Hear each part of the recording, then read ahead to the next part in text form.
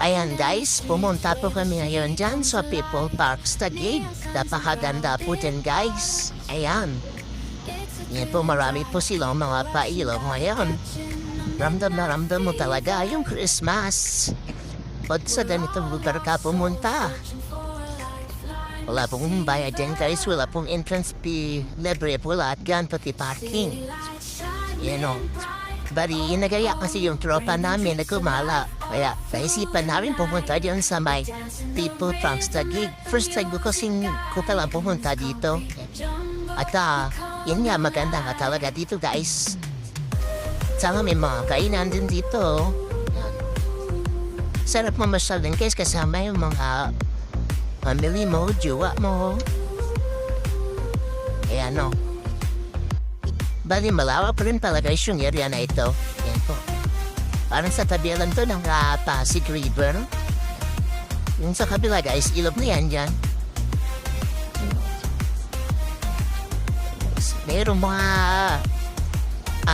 matatanda yung mga display nila dyan. Yung Christmas tree na malaki. Yan.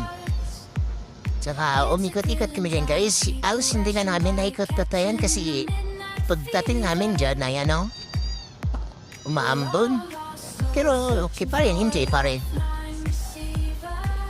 So. Bali pagdating namin din guys, kanya-kanya na kami pwesto para magpa-picture. Yan o. Sulit din yung gala namin kahit maulan. Kasi ganito ba na kagandang yung pupuntahan mo, diba? Ganda yung mga pailaw nila guys, oh.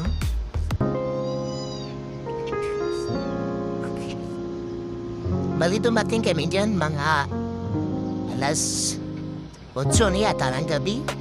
O kasi galing pa kaming Quezon City. Guys. Bali, biglaan na kasi ito na pasyal namin. Iyaan ang tropa ba? And guys, thank you.